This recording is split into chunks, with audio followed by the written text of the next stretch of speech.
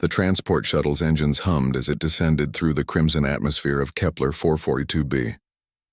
Maya Chen pressed her face against the small porthole, watching the sprawling metropolis of New Geneva grow larger below. Towering spires of crystalline metal reached toward the twin suns, their surfaces gleaming like jewels against the alien sky. She had been away for 15 years, exiled from her homeworld for a crime she didn't commit. Now at 28, she was returning as a stranger to the place of her birth.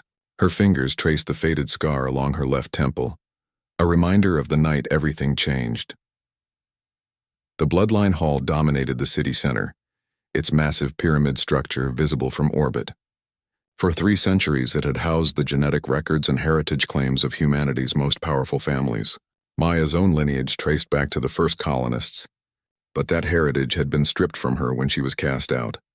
As the shuttle touched down at the civilian spaceport, Maya gathered her few possessions: a worn travel bag, her mother's journal, and the strange pendant that had belonged to her grandmother.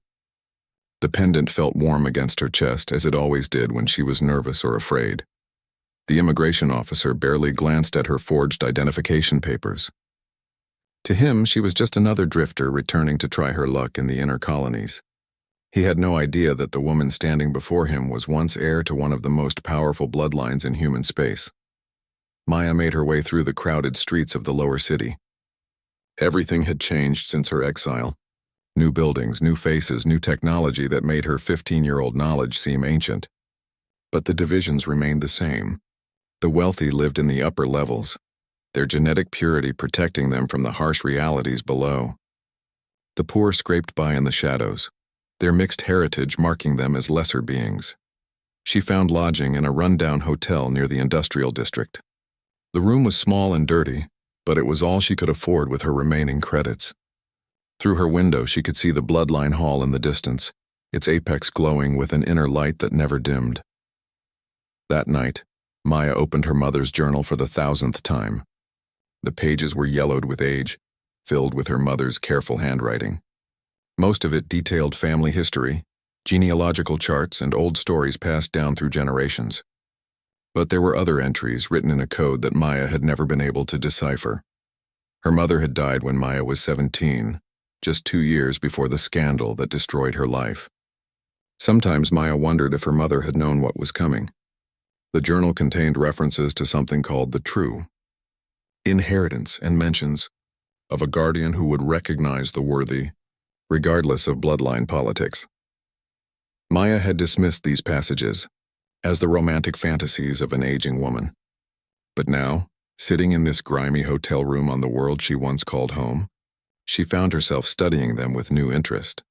The pendant around her neck grew warmer, and for a moment she could have sworn she heard something, a whisper so faint it might have been the wind. But there was no wind in the sealed hotel room. She walked to the window and looked out at the Bloodline Hall. Tomorrow she would begin her investigation into the truth behind her exile. Someone had framed her for genetic tampering, destroying not only her reputation but her very identity as a member of the founding families. The irony wasn't lost on her. She had been accused of the one crime that terrified the colonial elite more than any other. Genetic tampering threatened the very foundation of their society, the careful breeding programs that maintained their power and privilege. But Maya knew she was innocent. She had been studying xenobiology at the university, fascinated by the alien life forms they had discovered on the outer worlds. Her research had nothing to do with human genetics. Yet somehow evidence had appeared linking her to an illegal genetic modification ring. The trial had been swift and brutal. Her own family had disowned her rather than face the scandal. Her fiancé had broken their engagement. Her friends had turned away. Within a month, she had gone from being one of the most promising young scientists in the colony to a pariah, stripped of her name and bloodline status. She had fled to the frontier worlds, where genetic purity mattered less and a person could start over. For 15 years, she had worked as a xenobiologist on mining stations and research outposts, always moving, never staying long enough to form real connections. But something had drawn her back. Dreams, perhaps, or the strange behavior of her pendant. For months now it had been growing warmer, as if responding to some distant signal, and the dreams had become more vivid, filled with images of the Bloodline Hall and a voice calling her home. Maya closed the journal and tucked it back into her bag. Tomorrow would bring challenges she couldn't yet imagine, but tonight, for the first time in 15 years, she felt something she had almost forgotten. Hope. The pendant pulsed once against her chest, a gentle warmth that seemed to echo her heartbeat. Outside her window, the lights of New Geneva twinkled like stars, and somewhere in that maze of glass and metal, the truth was waiting to be discovered. She had returned not as the disgraced exile, but as a woman who had survived the worst that life could throw at her. She had learned skills on the frontier that no pampered colonial aristocrat possessed. She had seen wonders and horrors that would break the minds of those who had cast her out. They had tried to destroy her, but instead, they had forged her into something stronger, something that could challenge the very foundations of their carefully ordered world. Maya Chen was coming home, and this time she would not be denied. Maya woke before dawn, her body still adjusting to the planet's 26-hour cycle. The pendant around her neck had grown cold during the night, but as she stirred, it began to warm again. She had learned to trust these subtle changes over the years, though she still didn't understand their meaning. She dressed in simple clothes designed to help her blend with the lower city's population. Gone were the fine fabrics and genetic markers that had once proclaimed her status. Now she looked like any other frontier worker seeking employment in the colonial core worlds. The streets were already busy with the morning shift change. Automated cargo haulers rumbled past, carrying raw materials to the processing centers. Workers hurried toward the industrial complexes, their heads down, avoiding eye contact with the security drones that patrolled the area. Maya made her way to the Forgotten Sector, a part of the city that didn't appear on official maps. Here, the descendants of failed colonists and genetic outcasts had created their own community. If anyone would have information about the underground movements that challenged the bloodline system, it would be here. The cantina she entered was dark and filled with smoke from various off-world substances. The patrons were a mix of species, including several humans who bore the telltale signs of genetic modification. Elongated limbs, enhanced sensory organs, and other adaptations that would mark them as abominations in the upper city. Maya approached the bar, where a woman with silver eyes and metallic skin patterns served drinks. The bartender's modifications were clearly alien in origin, probably picked up during long-haul freight runs to the outer systems. Looking for work, the bartender asked, her voice carrying a slight electronic undertone. Looking for information? Maya replied carefully, about the old families and their secrets. The silver-eyed woman studied her for a long moment. That's dangerous talk around here. The bloodline enforcers have ears everywhere. Maya pulled out a small credit chip and placed it on the bar. I'm not looking to cause trouble, just trying to understand some family history. The bartender's enhanced eyes dilated as she scanned the credit chip, probably analyzing its authenticity and value. After a moment, she nodded toward a corner booth where a hooded figure sat alone. Talk to Zara, but be careful what you ask for. Some knowledge comes with a price. Maya made her way across the cantina, acutely aware of the eyes following her movement. She slid into the booth across from the hooded figure, who slowly pulled back her covering to reveal a woman in her 50s with intricate tattoos covering half her face. Zara Chen, the woman said, and Maya's blood ran cold. The surname was too much of a coincidence. You know who I am, Maya said. It wasn't a question. I know what you were. The question is, what are you now? Zara leaned forward, her tattooed skin seeming to shift and move in the dim light. You're the disgraced daughter of Elena Chen, cast out for crimes against genetic purity. I didn't commit those crimes. Of course you didn't. Zara laughed bitterly. But that's not why you were really exiled, is it? They didn't frame you for genetic tampering because you were guilty. They framed you because of what you might become. Maya felt the pendant growing warmer against her chest. What do you mean? Your mother never told you about the true inheritance, did she? About why your family was really chosen to join the first colony ships. Zara's eyes glittered with dangerous knowledge. The bloodline system isn't just about genetic purity. It's about control, about keeping certain bloodlines from discovering their real heritage. You're talking in riddles, am I? Zara reached into her jacket and pulled out a small device that hummed with energy.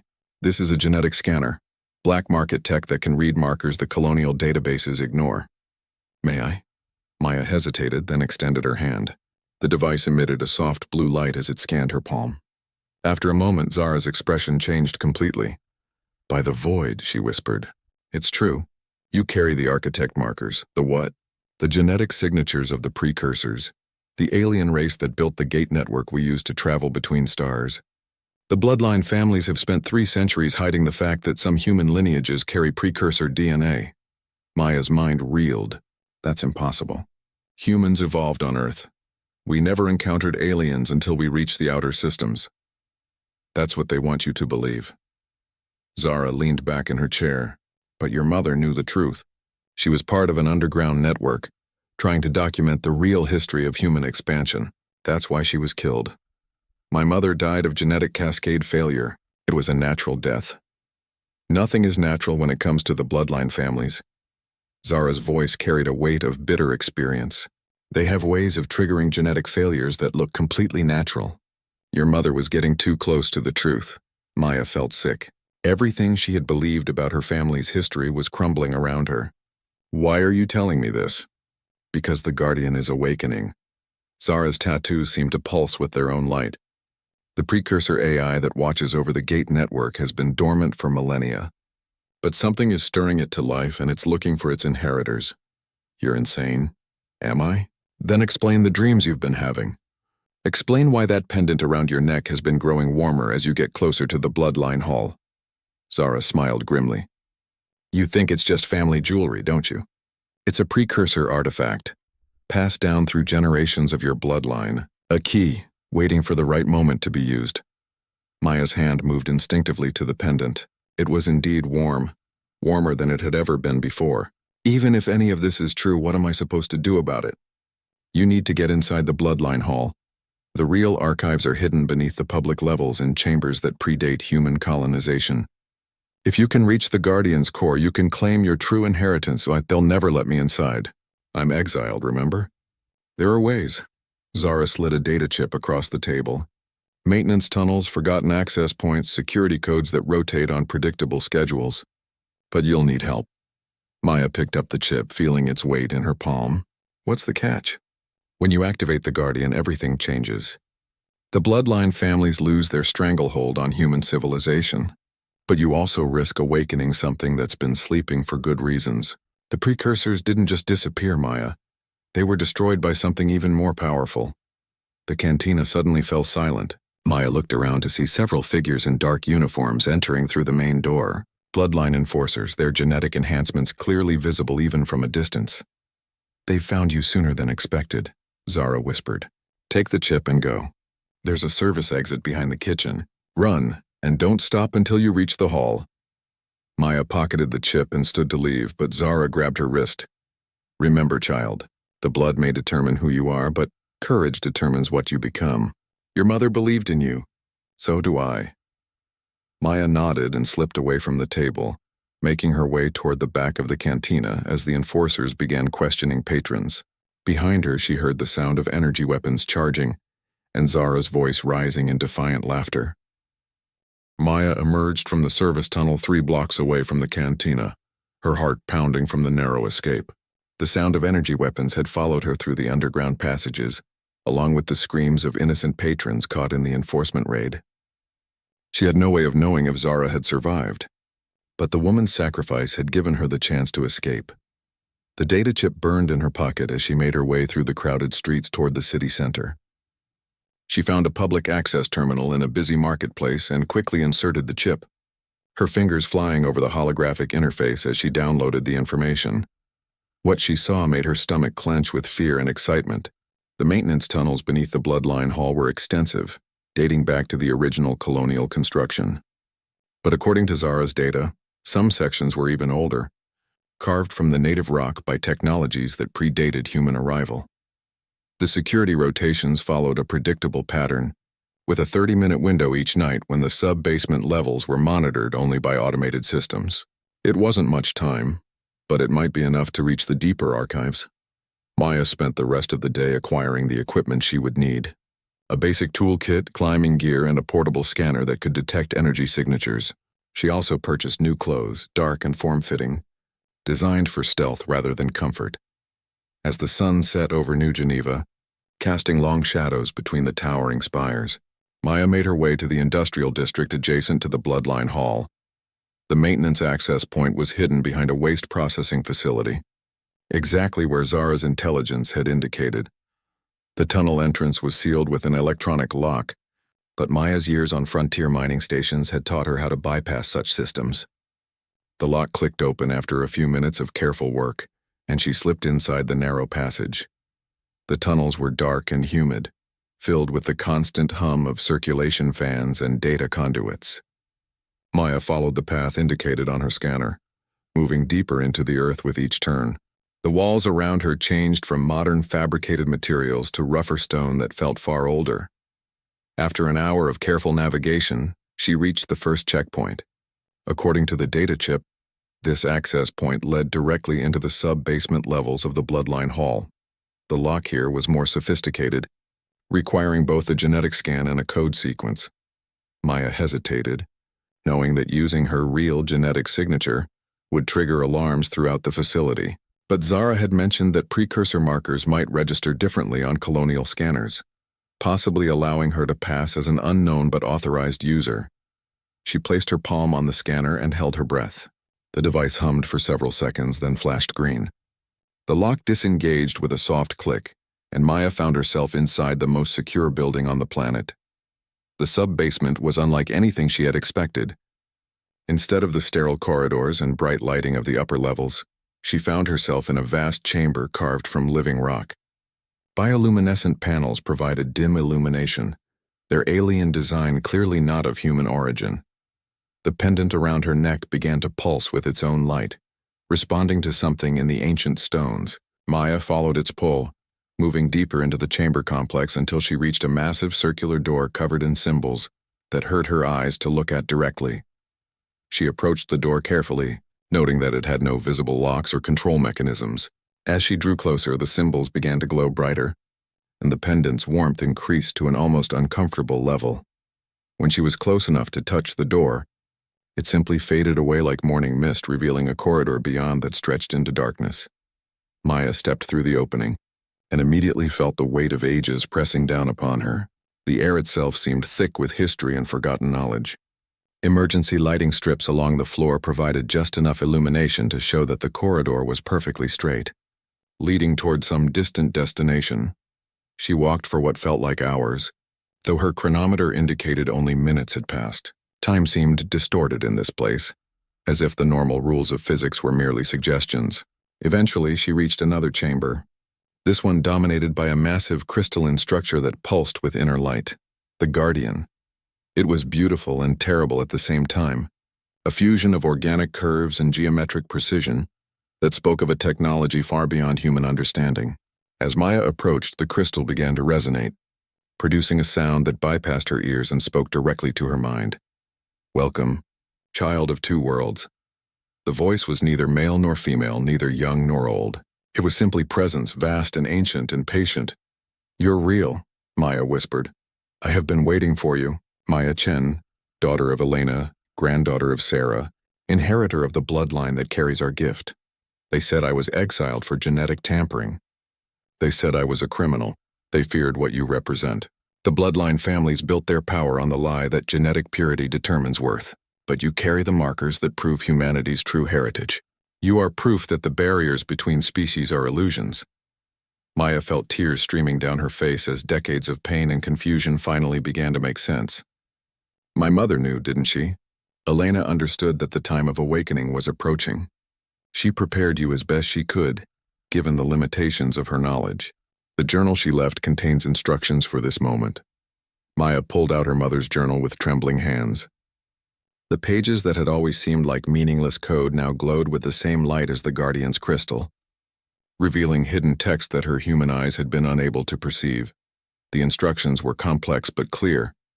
To claim her inheritance and expose the truth about humanity's origins, she would need to merge her consciousness temporarily with the Guardian's data matrix.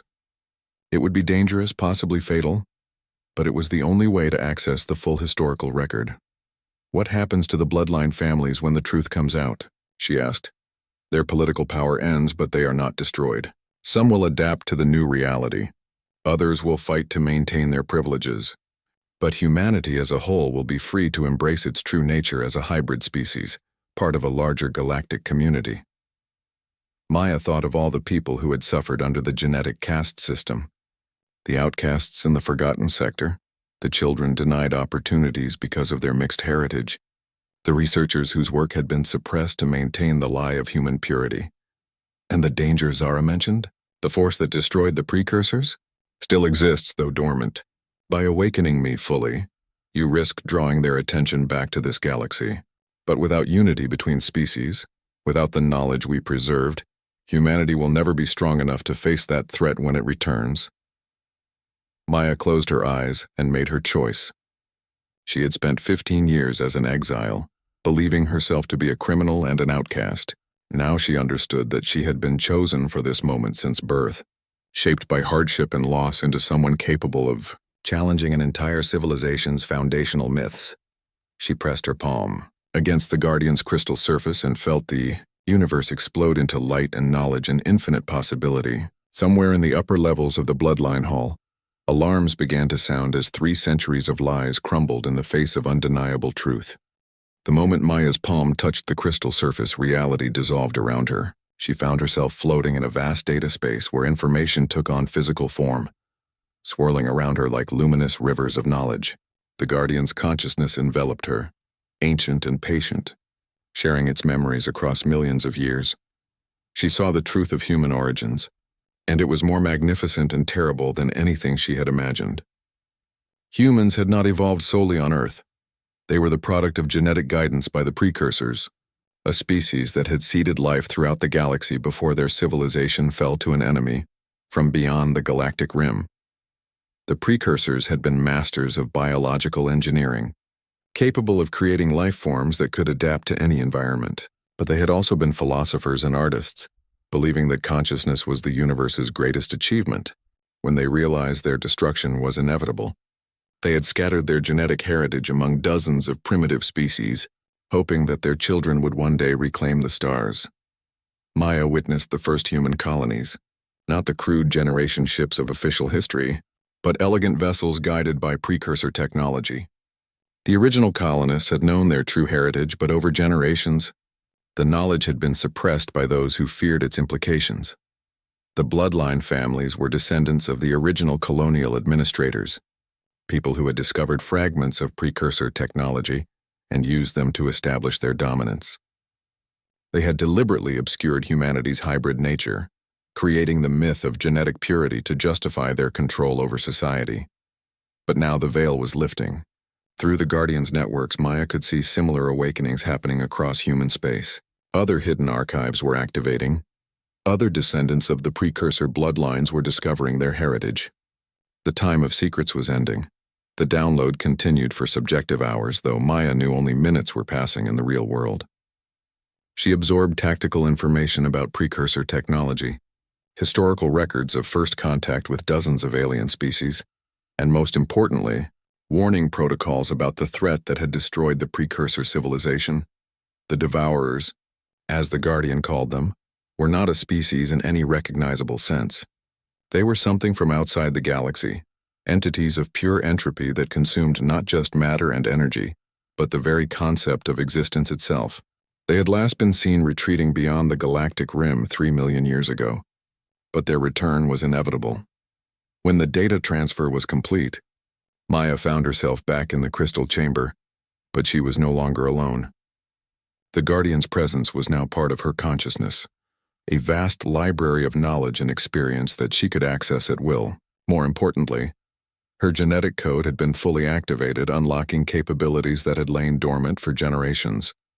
She could feel the change in her body immediately. Her senses were sharper, her reflexes faster, her mind capable of processing information at superhuman speeds. But these were just the beginning of her transformation. The bloodline families know you're here, the Guardian informed her. Security teams are already breaching the outer chambers.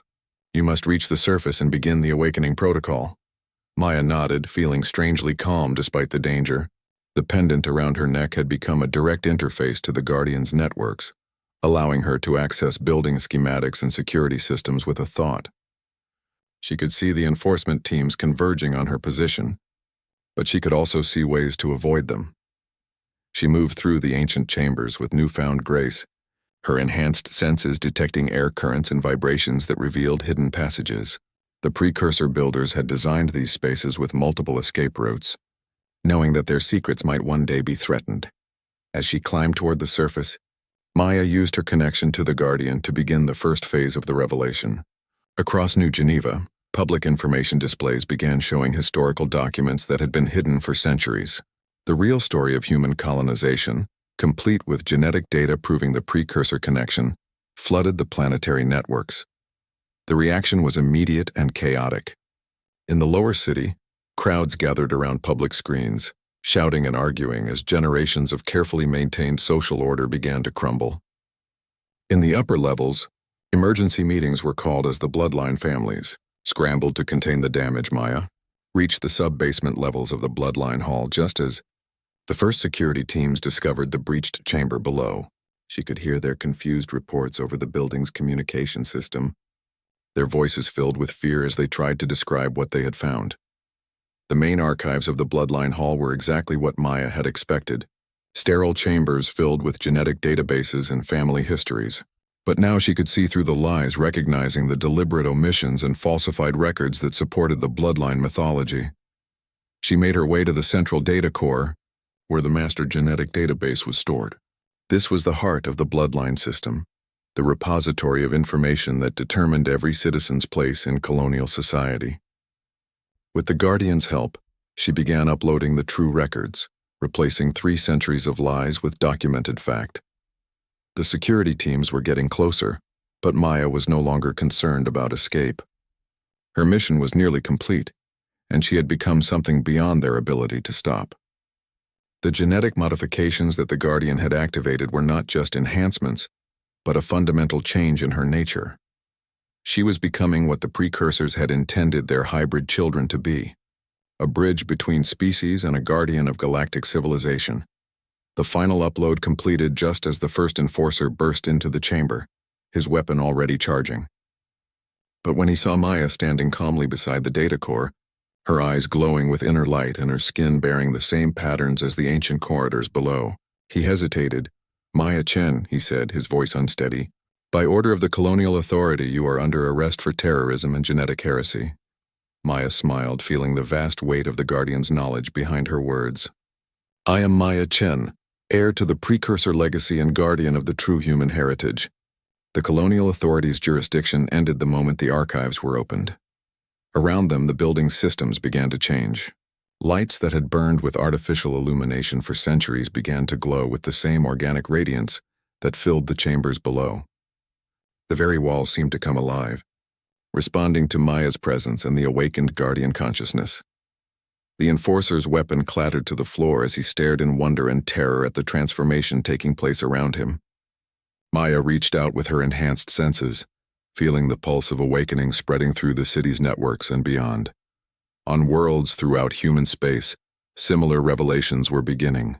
The children of 2 species were finally coming home to their true heritage, and the galaxy would never be the same. The transformation of the Bloodline Hall sent shockwaves throughout New Geneva and beyond. Within hours of Maya's awakening, similar events were reported on 17 different colonial worlds. Ancient structures that had been dismissed as alien ruins revealed themselves as dormant precursor facilities, responding to the activation of the Guardian network. Maya stood in what had once been the most sacred chamber of colonial society, watching as centuries of genetic records rewrote themselves in real time. The enforcer who had confronted her remained frozen in place, his enhanced reflexes no match for the overwhelming presence of awakened precursor technology. Through her connection to the Guardian, Maya could perceive the chaos spreading across the planet. The bloodline families were mobilizing their private security forces, while representatives of the lower castes were gathering in the streets, demanding explanations for generations of oppression based on fabricated genetic superiority. Colonial authority ships were already launching from orbital stations, their captains unsure whether they were dealing with a terrorist attack or something far more significant. But their confusion would not last long. The Guardian's networks extended far beyond planetary boundaries, and the awakening was spreading through the gate system that connected human civilization. "You have initiated something that cannot be stopped," Maya said to the paralyzed enforcer, her voice carrying harmonics that resonated with frequencies beyond normal human hearing. Your masters built their power on the lie that genetic purity determined worth. Now the truth stands revealed. The man's weapon lay forgotten at his feet as he stared at the displays showing the real genetic heritage of humanity. Mixed bloodlines that had been scorned for centuries were revealed as carriers of the most sophisticated genetic modifications in galactic history. The pure bloodlines of the ruling families were shown to be deliberately limited, restricted variants designed to maintain control rather than advance evolution. Maya walked past the enforcer toward the chamber's main exit, her enhanced senses detecting the approach of additional security teams, but she was no longer concerned about physical threats. The Guardian had shown her abilities that she was only beginning to understand, capabilities that would make conventional weapons largely irrelevant. As she reached the corridor, Maya encountered Director Harrison Wells, the head of the Bloodline Authority and one of the most powerful men in colonial space. He stood surrounded by elite guards, their weapons trained on her, but his expression showed more confusion than hostility. "Maya Chen," he said, his voice carrying the weight of absolute authority that had never been challenged. "You have committed acts of terrorism against the fundamental structures of human civilization. Surrender now and you will be granted a quick death, rather than the prolonged genetic dissolution reserved for heretics." Maya studied the man who had signed her exile order 15 years earlier. Through the Guardian's enhanced perception, she could see the fear hidden beneath his authoritative facade. He knew that something unprecedented was happening, something that threatened not just his personal power but the entire social order he represented. "Director Wells," she replied, her voice calm despite the weapons pointed at her. "You speak of terrorism, but what would you call 3 centuries of deliberate genetic oppression? What would you call the murder of researchers who discovered uncomfortable truths? What would you call the systematic suppression of humanity's true heritage?" "I would call it necessary for the survival of our species," Wells replied. "The bloodline system maintains genetic stability and social order. Without it, humanity would fragment into chaos. Without it, humanity would be free to become what it was always meant to be." Maya gestured toward the displays that continued to show the unfolding revelations. "We are not a pure species, Director. We never were. We are the inheritors of a galactic civilization that chose to plant its seeds among the stars rather than face extinction." Wells' guards shifted nervously as the building around them continued its transformation. Organic patterns were growing across the walls, pulsing with bioluminescent energy that responded to Maya's presence. The very air seemed alive with potential, charged with forces that their training had never prepared them to face.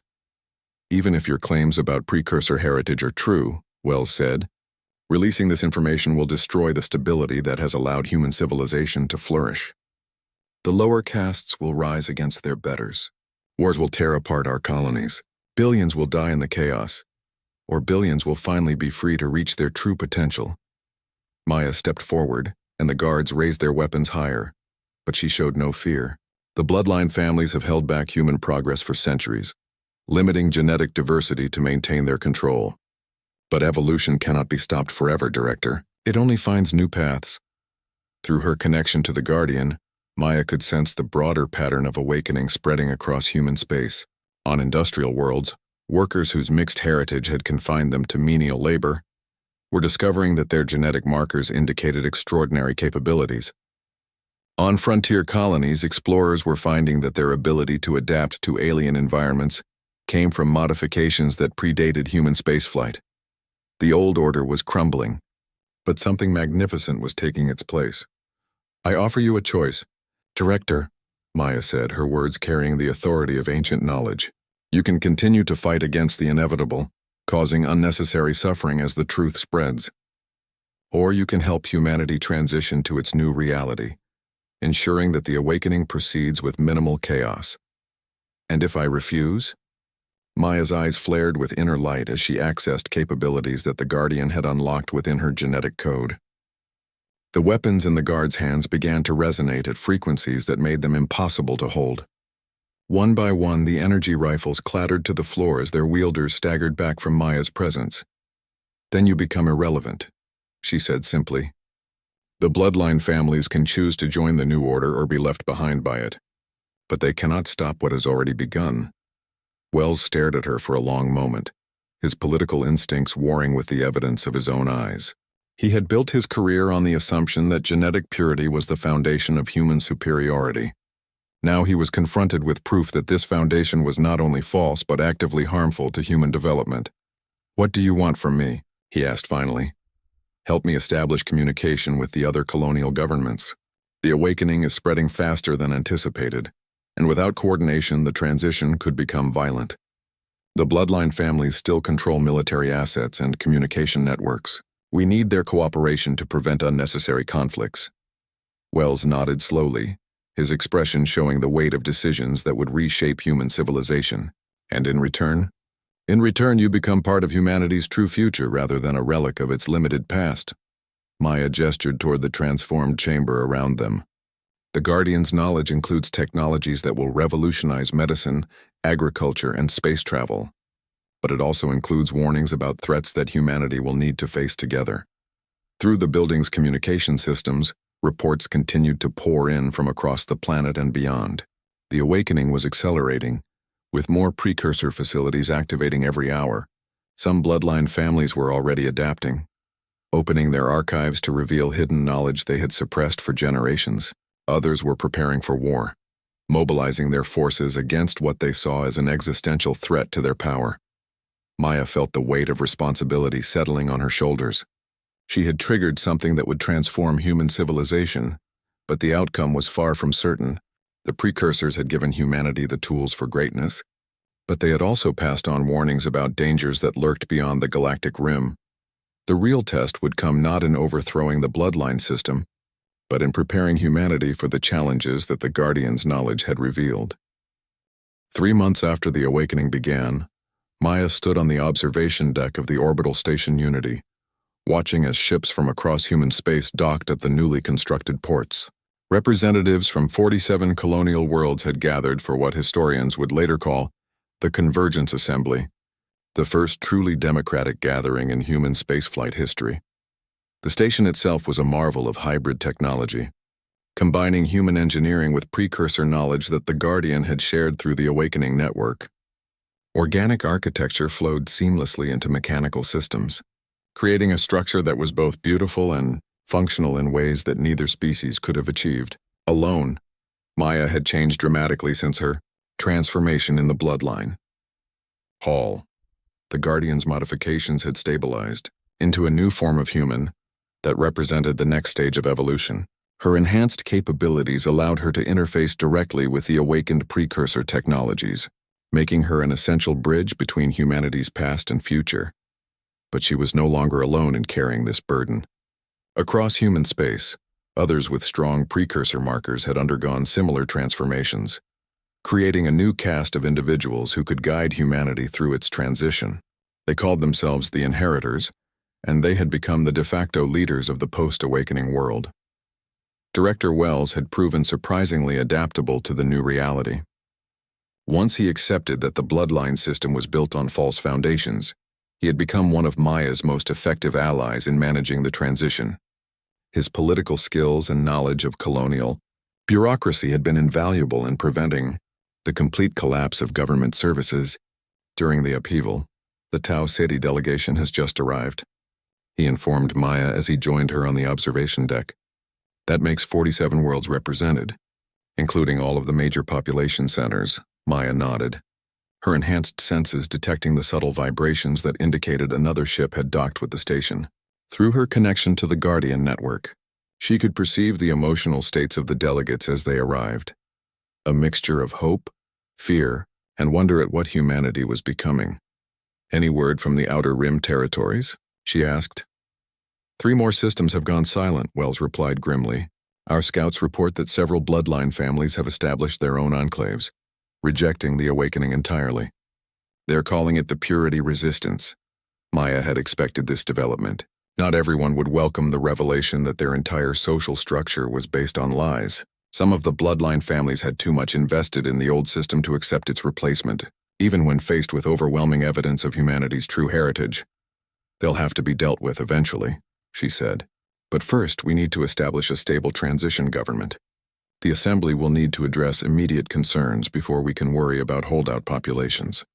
The assembly itself was unlike anything that had existed before in human space. Instead of representatives chosen by genetic heritage or inherited wealth, delegates had been selected by their communities based on competence and character. The awakening had shattered traditional power structures, forcing humanity to develop new forms of governance based on merit rather than bloodline. Maya made her way to the main assembly chamber, a vast spherical space where delegates from different worlds could participate in discussions regardless of their species' atmospheric requirements. The chamber used precursor environmental technology to create customizable zones where oxygen-breathing humans could interact safely with delegates who had undergone more extreme genetic modifications. The diversity was stunning. Maya saw representatives who had adapted to high-gravity worlds, their bones and muscles enhanced beyond normal human limits. There were delegates from the ice colonies, their metabolisms modified to function in sub-zero temperatures. Others bore the marks of deep space adaptation, their bodies designed for life aboard generation ships and orbital habitats. All of them carried precursor genetic markers, but expressed in ways that reflected their unique evolutionary pressures. The awakening had revealed that humanity's expansion across the galaxy had been far more diverse and successful than anyone had realized. Friends, colleagues, fellow inheritors of the stars, Maya began as the assembly came to order. We gather here not as subjects of the bloodline families, but as equals in shaping humanity's future. A murmur of approval rippled through the chamber, but Maya could also sense the underlying tensions. Many delegates came from worlds where the transition had been violent, with bloodline enforcers fighting pitched battles against awakened populations. Others represented communities that had embraced the change peacefully, but worried about attacks from purity resistance forces. The Guardian has shared with us knowledge that spans millions of years, Maya continued. We have learned that humanity is part of a galactic community that includes dozens of intelligent species. We have inherited technologies that will allow us to heal our worlds and reach the stars in ways our ancestors could never have imagined. She paused, allowing the translation systems to relay her words to delegates who had moved beyond standard human vocal ranges. But with this inheritance comes responsibility. The precursors did not vanish peacefully. They were destroyed by forces that may one day threaten our galaxy again. We must be prepared. Delegate Sarah Kim from the Kepler 438 system raised her hand for recognition. Her world had been one of the first to fully embrace the awakening, transforming from a mining colony into a center of precursor archaeological research. Guardian Chen, she said, using the title that had been adopted for the inheritor leaders. Our scientists have been studying the Guardian's data on these devourers. The threat appears to be dormant, but the warning systems indicate increasing activity at the galactic rim. How much time do we have? Maya consulted the vast database that the Guardian maintained within her consciousness. The information was fragmentary, collected by precursor observation posts that had been destroyed millions of years ago, but the patterns were clear. Current projections suggest we have between 50 and 100 years before the Devourers return to this galaxy, she replied. That gives us time to prepare, but only if we can unite humanity and establish contact with the other inheritor species. Another delegate stood, this one from the frontier world of New Montana. His genetic modifications were more subtle, designed for surviving on a world where the native life forms were particularly hostile to human biochemistry. What about the resistance movements? He asked. Our world has been attacked 3 times by bloodline family private armies. They're using military hardware that should have been decommissioned decades ago. How can we focus on long-term threats when we're still fighting the old order? Maya felt a moment of frustration at the short-sightedness that still plagued human politics, even after the awakening. But she understood the delegates' concerns. The transition period was proving more violent than anyone had hoped. The Assembly's first priority must be establishing a unified military command, she said, not to conquer the holdout worlds, but to defend the communities that have chosen to join the new order. The bloodline families still control significant military assets, but their forces are scattered across dozens of systems. Director Wells stepped forward to address the Assembly. Despite his origins in the old system, he had earned respect among many delegates for his pragmatic approach to the transition. I've been in contact with several bloodline family leaders who are willing to negotiate, he reported. They're not ready to abandon their power structures entirely, but they recognize that the awakening cannot be reversed. We may be able to establish autonomous zones where they can maintain their traditional society, while allowing the rest of humanity to move forward. Maya considered this proposal. Part of her wanted to see the bloodline system completely dismantled, its supporters held accountable for centuries of oppression. But the Guardian's influence had taught her to think in longer timescales. Humanity would need every available resource to face the challenges ahead. We'll establish contact protocols, she decided, but make it clear that any further attacks on awakened communities will be met with appropriate response. The inheritors have capabilities that the bloodline families cannot match. As if to emphasize this point, the station's sensors detected the arrival of another ship, this one broadcasting unfamiliar identification codes. Maya's enhanced perception immediately recognized the energy signatures as non-human technology. "It appears," she said with a smile that held both hope and trepidation, "that we're about to meet some of our galactic neighbors." The alien vessel that docked with Unity Station was unlike anything in human engineering databases.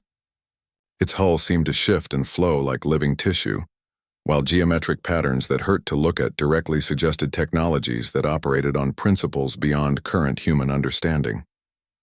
Yet Maya felt no alarm as she watched the docking procedures through the station's sensors. The Guardian's knowledge whispered recognition.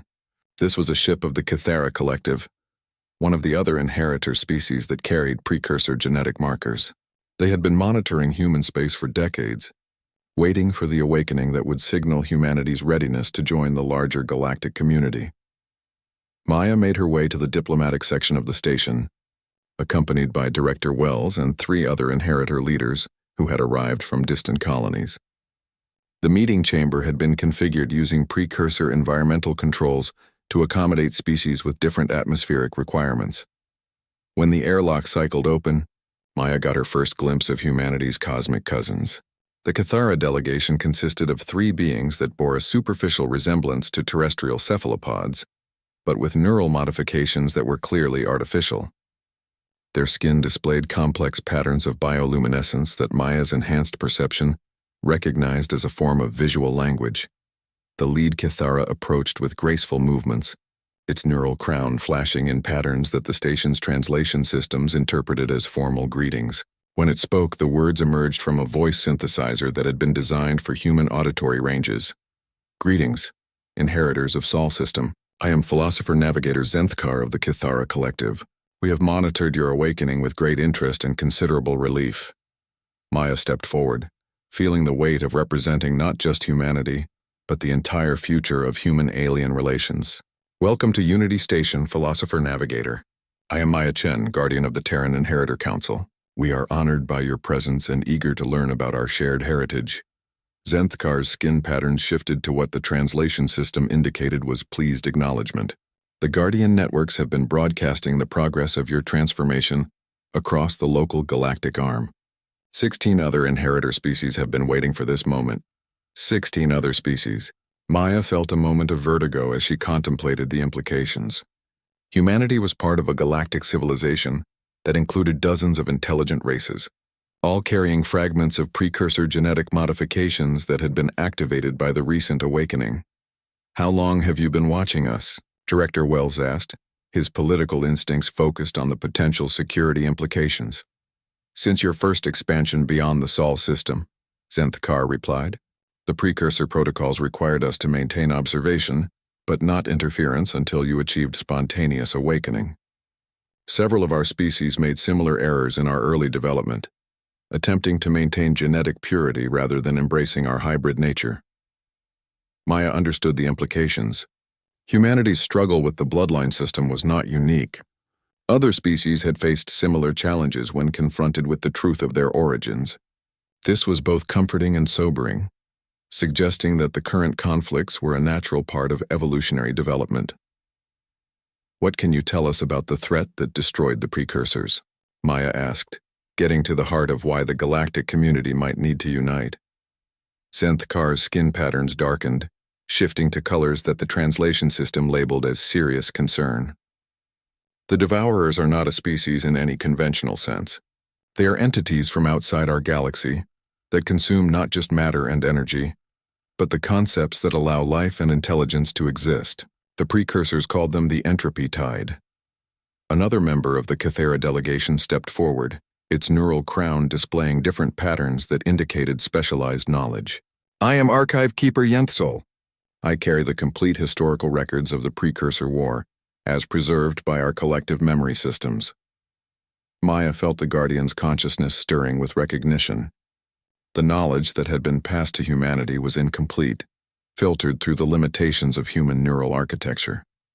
But the Cathera had developed different information storage methods that allowed them to preserve more complete records. The war lasted for approximately 50,000 years in Galactic Standard Time. Yenthsol continued. The precursors were initially successful in containing the Devourer incursion, but they underestimated the enemy's ability to adapt and evolve.